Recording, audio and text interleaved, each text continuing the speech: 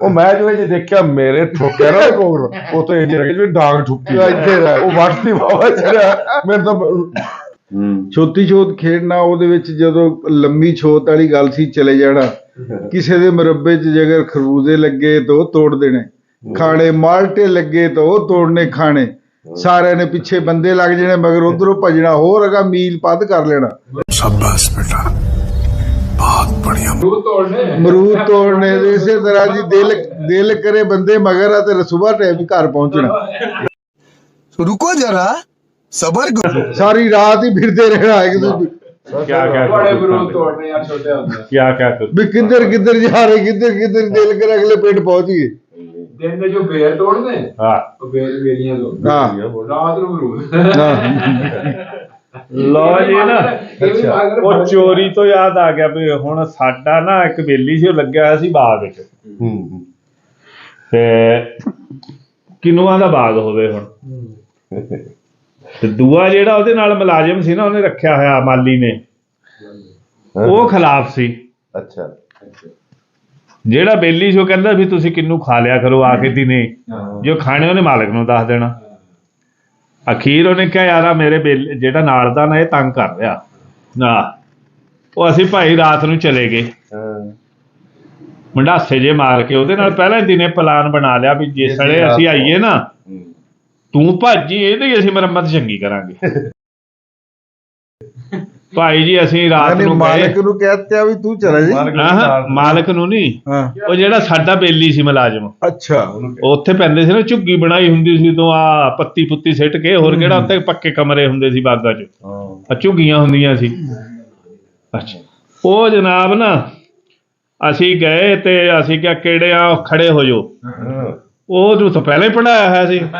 ਉਹਨੇ ਕਿਹਾ ਉੱਠੋ ਸਾਲਿਆ ਚੋਰ ਆ ਬੇਲੀ ਸੀ ਉਹਨੇ ਕਿਹਾ ਚੋਰ ਆ ਗਏ ਚੋਰੋ ਤਾਂ ਉੱਠ ਕੇ ਪਿਆ ਭੱਜ ਉਹ ਨਾਲ ਵਾਲੇ ਨੂੰ ਅਸੀਂ ਫੜ ਲਿਆ ਜਨਾਬ देखा आपने लापरवाही का नतीजा ਜਿਹੜਾ ਬਾਗਾਂ ਦਾ ਰੱਖਾ ਸੀ ਚੰਗਾ ਲਿੰਬਿਆ ਨੂੰ ਫੜ ਕੇ ਚੰਗਾ ਪਿਆ ਅਖੀਰ ਉਹ ਮੰਗੇ ਮਾਫੀਆਂ ਕਹਿ ਰਿਹਾ ਮੈਂ ਆਪ ਤੋੜ ਕੇ ਦਿੰਦਾ ਉਹ ਕਹਿ ਰਿਹਾ ਮੈਂ ਤਾਂ ਫਸ ਗਿਆ ਜੀ ਚੰਗੇ ਉਹਨੇ ਸਾਨੂੰ ਕਿੰਨੂ ਤੋੜ ਕੇ ਦੇ ਅਸੀਂ ਝੋਲੀਆਂ ਮਾਰੀਆਂ ਤੇ ਆ ਗਏ ਮੁੜ ਕੇ ਨਹੀਂ ਉਹਨੇ ਮਾਲਕ ਨੂੰ ਦੱਸਿਆ ਵੀ ਇੱਥੇ ਕਿੰਨੂ ਖਾਂਦੇ ਆ ਕੋਈ ਆ ਸਹੀ ਯਾਦ ਤਾਂ ਸੁਣਾ ਰਿਹਾ ਜੀ ਗੇਮ ਦੇ ਬਾਰੇ ਉਹ ਸਜਾਦ ਕਿਹੜੀ ਗੇਮ ਖੇਡਦੇ ਸੀ ਇੱਕ ਮਲੂਕੀ ਘੋੜਾ ਵੀ ਖੇਡਿਆ ਕਰਦੇ ਸੀ ਹੈਂ ਉਹ ਕਿਸ ਤਰ੍ਹਾਂ ਖੇਡਦੇ ਉਹ ਇੱਕ ਨੇ ਘੋੜਾ ਬਣ ਜਾਣਾ ਦੂਏ ਨੇ ਪਟੂਸੀ ਮਾਰਨੀ ਉੱਤੇ ਬਹਿਣਾ ਜਦੋਂ ਮਗਰ ਦੂਏ ਨੇ ਫੇਰ ਆਣਾ ਉਹਨੇ ਮਾਰਨੀ ਪਟੂਸੀ ਉਹਨੇ ਵੀ ਉਹਦੇ ਉੱਤੇ ਉਹ ਇੱਕ ਦੂਏ ਨੂੰ ਜੱਫੇ ਪਾ ਲੈਣੇ ਹੁਣ ਪੈਰ ਵੀ ਨਹੀਂ ਥੱਲੇ ਲੱਗਣ ਦੇਣੇ ਜਿਹੜਾ ਪੈਰ ਲੱਗ ਜਾਂਦਾ ਉਹ ਥੱਲੇ ਆ ਜਾਂਦਾ ਸੀ ਦੁਬਾਰਾ ਘੋੜਾ ਬਣਨਾ ਪੈਂਦਾ ਸੀ ਮੈਂ ਕਹਿ ਰਿਹਾ ਬਈ ਜਦੋਂ ਦੂਸਰਾ ਤੇ ਤੀਸਰਾ ਹੁੰਦਾ ਸੀ ਉਹ ਘੋੜਾ ਹੀ ਗਿਰ ਜਾਂਦਾ ਸੀ ਥੱਲੇ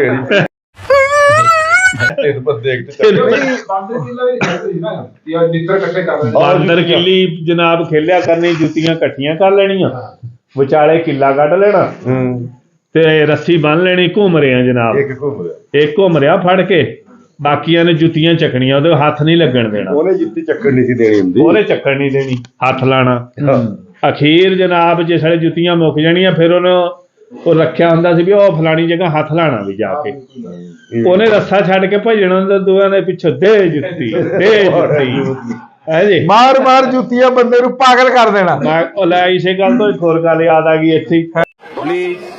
ਵੀ ਆ ਗਈ ਉਹ ਭਾਈ ਉਹ ਸਾਡਾ ਨਾ ਇੱਕ ਫੁੱਫਾ ਹੁੰਦਾ ਸੀ ਅੱਛਾ ਹੈ ਅੱਛਾ ਉਹ ਘਰੋਂ ਨਿਕਲਿਆ ਨਾ ਬੜੀ ਸਪੀਡ ਨਾਲ ਤੇ ਉਹ ਬਾਹਰ ਬੰਦੇ ਕਾਫੀ ਬੈਠੇ ਸੀ ਉਹਨਾਂ ਨੇ ਕਿਹਾ ਰਾਣਾ ਸਾਹਿਬ ਖੈਰ ਆ ਬੜੀ ਸਪੀਡ ਨਾਲ ਆਇਆ ਤੇ ਪਿੱਛੋਂ ਜੁੱਤੀ ਵੀ ਆਈ ਘੁੰਮਦੀ ਉਹ ਕਹਿ ਰਿਹਾ ਰਾਣਾ ਸਾਹਿਬ ਖੈਰ ਆ ਬੜੀ ਸਪੀਡ ਨਾਲ ਆਇਆ ਆ ਜੁੱਤੀ ਵੀ ਆਈ ਮਗਰ ਉਹ ਕਹਿ ਰਿਹਾ ਨਿਆਣੇ ਘਰ ਬਾਂਦਰ ਕਿੱਲੀ ਖੇਡ ਰਹੇ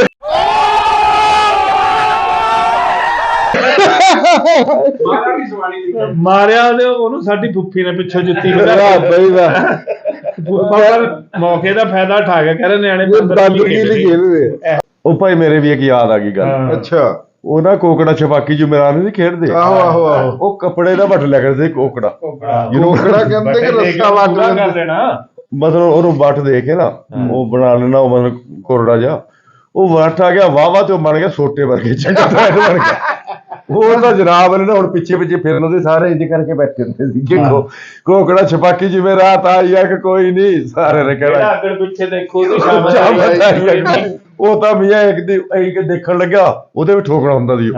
ਉਹ ਮੈਂ ਜੋ ਦੇਖਿਆ ਮੇਰੇ ਠੋਕਿਆ ਨਾ ਕੋਕੜ ਉਹ ਤਾਂ ਇੰਜ ਲੱਗੇ ਜਿਵੇਂ ਡਾਂਗ ਠੁੱਕੀ ਉਹ ਵੱਟ ਦੀ ਵਾਵਾ ਚੜਿਆ ਮੈਨੂੰ ਤਾਂ ਚਿਗਾੜੇ ਨਿਕਲ ਗਏ ਮੇਰੇ ਤਾਂ ਰੋ ਕੇ ਬਰਾ ਮੈਨੂੰ ਮਾਰਤਾ ਥਾ। ਅੱਛਾ ਜੀ ਇਹਦਾ ਭਾਈ ਕੀ ਮਾਰ ਗਈ ਬਹੁਤ ਸ਼ੁਕਰ ਲੱਗਿਆ ਕਰ ਉਹ ਕਿਆ ਦੌਰ ਸੀ ਯਾਰ ਉਹਨਾਂ ਦੌਰਾਂ ਨੂੰ ਤਾਂ ਯਕੀਨ ਕਰੀ ਤਾਂ ਯਾਦ ਕਰੀਦਾ ਨਾ। ਇੰਨਾ ਕੁਝ ਹੋਣ ਦੇ ਬਾਵਜੂਦ ਕੋਈ ਬੰਦਾ ਕਿਸੇ ਦੇ ਮਾਪਿਓ ਨੂੰ ਆ ਕੇ ਲਾਮਾ ਨਹੀਂ ਦਿੰਦਾ। ਉਹ ਸਾਡਾ ਦੌਰ ਸੀਗੇ ਯਾਰ ਵੀ ਇਹ ਖਾ ਗਿਆ ਸਾਡਾ ਜਾਂ ਇੱਕ ਮਾਰ ਰਿਸ਼ਤੇਦਾਰ ਹੁਣ ਚਲਾ ਗਿਆ ਵਿਆਹ 'ਚ ਕੋਈ ਲੜ ਪਏ ਤਾਂ ਵੀ ਉਹ ਨਵਾਂ ਗਿਆ ਨਾ ਵਿਆਹ 'ਚ ਉਦੋਂ ਟਿਸ਼ੂ ਪੇਪਰ ਨਵੇਂ ਜੇ ਚੱਲੇ ਸੀ ਹੈ ਟਿਸ਼ੂ ਪੇਪਰ ਨਵੇਂ ਚੱਲੇ ਸੀ ਹਾਂ ਤੇ ਉਹ ਜਨਾਬ ਨਾ ਹੁਣ ਆ ਵੀ ਆ ਖੜ ਕੇ ਰੋਟੀ ਖਾਣ ਵਾਲਾ ਵੀ ਕੰਮ ਨਵਾਂ ਹੀ ਸੀਗਾ ਉਦੋਂ ਅੱਛਾ ਆਟੇ ਟੇਬਲ ਲਾ ਦੇਣੇ ਤੇ ਉਹ ਜਨਾਬ ਖੜ ਕੇ ਰੋਟੀ ਖਾਂਦੇ ਸੀ। ਹਾਂ ਉਹ ਸਾਦੇ ਦੀ ਗੱਲ ਕਰਦਾ ਵੀ ਬੰਦੇ ਕਿੰਨੇ ਸਾਦੇ ਹੁੰਦੇ ਸੀ। ਉਹ ਜਾਂਦਿਆਂ ਵੜਦਿਆਂ ਨਾ ਉਹਨਾਂ ਨੂੰ ਉਹ ਡਿਸ਼ ਜੀ ਲੱਭ ਗਈ ਅੰਡਿਆਂ ਵਾਲੀ ਅੱਛਾ ਨਾਲ ਪਿਆ ਟਿਸ਼ੂ ਪੇਪਰ ਹੁਣ ਉਹ ਜਨਾਬ ਨਾ ਉਹਨੇ ਨਾਲ ਹੀ ਜੁੜ ਗਿਆ ਅੰਡੇ ਖਾਣ ਟਿਸ਼ੂ ਪੇਪਰ ਦਾ ਹੋਰ ਵਾਹ ਬਈ ਵਾਹ ਉਹੀ ਪੂਰੀ ਡਿਸ਼ ਹੀ ਖਾ ਗਿਆ ਅੰਡਿਆਂ ਦੀ ਕਮਾਲ ਕਰਤੀ ਬਈ ਉੱਤੋਂ ਪਾਣੀ ਖਾਣੀ ਪੀ ਕੇ ਬਰਾਤ ਆ ਕੇ ਬਹਿ ਗਈ ਜਨਾਬ। ਹੁਣ ਬਰਾਤ ਕਹਿ ਰਹੀ ਵੀ ਮੁਰਗਾ ਵੀ ਸੀਗਾ ਤੇ ਬੱਕਰਾ ਵੀ ਸੀ ਤੇ ਫਲਾਣੀ ਸ਼ੈ ਵੀ ਸੀ। ਕਹਿ ਰਿਹਾ ਕਿੱਥੇ ਸੀਗੇ ਸਾਨੂੰ ਤਾਂ ਦਿਖੇ ਨਹੀਂ ਹੈਗੇ ਕਿਧਰੇ ਸਾਨੂੰ ਤਾਂ ਅੰਡੇ ਲੱਭੇ ਆ ਨਾਲ ਰੋਟੀ ਜੀ ਕਾਲੀ ਵਰਗੀ ਅਸੀਂ ਤਾਂ ਉਹਦੇ ਨਾਲ ਹੀ ਖਾਈ ਜੀ ਲੈ ਇਹ ਸਿੱਧੇ ਬੰਦੇ ਸੀਗੇ ਹੈ ਜੀ। ਇੱਕ ਬਰਾਤ 'ਚ ਅਸੀਂ ਚਲੇ ਗਏ ਹੁਣ ਜਨਾਬ ਉਹ ਜਿਹੜੇ ਬਰਾਤ 'ਚ ਗਏ ਨਾ ਉਹ ਪਹਿਲੇ ਦੌਰ 'ਚ ਨਾ ਮਿੱਠੀ ਚਟਣੀ ਬਣਾਇਆ ਕਰਦੇ ਸੀ ਉਹ ਬਦਾਮ ਤੇ ਪਹਿਲੇ ਦੌਰ ਕਿੱਥੇ ਬਣਾਉਂਦੇ ਤੇ ਪਹਿਲੇ ਦੌਰ ਆ ਇਹ ਯਾਰ ਆ ਕਹਿ ਲਾ ਵੀ ਉਦੋਂ ਅਸੀਂ ਜਵਾਨ ਆ ਹੈ ਅੱਛਾ ਮਿੱਠੀ ਚਟਣੀ ਬਣਾਣੀ ਨਾ ਆਲੂ ਬੁਖਾਰੇ ਦੀ ਉਹ ਡੋਂਗੇ ਭਰ ਕੇ ਰੱਖਿਆ ਕਰਦੇ ਸੀ। ਇੱਕ ਸਾਡੇ ਵਾਲਾ ਬਰਾਤੀ ਸੀਗਾ ਚੌਧਰੀ ਸਾਹਿਬ ਉਹਨੂੰ ਸ਼ੂਗਰ ਸੀ ਹੁਣ ਅੱਛਾ ਉਹਨੇ ਨਾ ਪੂਰਾ ਡੋਂਗਾ ਖਾ ਲਿਆ ਮਿੱਠੀ ਚਟਣੀ ਦਾ।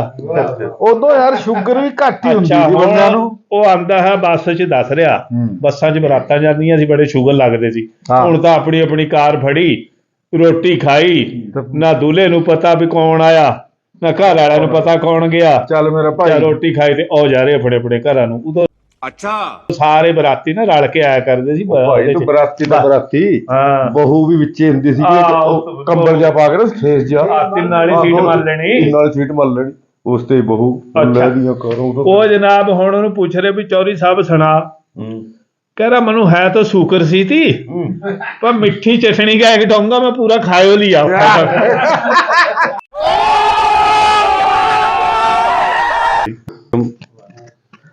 ਅੱਛਾ ਇੱਕ ਮਿਹਰਬਾਨੀ ਕਰਨੀ ਆ ਬਈ ਇਸ ਨੂੰ ਸਰਕਪਾਈਟ ਵੀ ਕਰਨਾ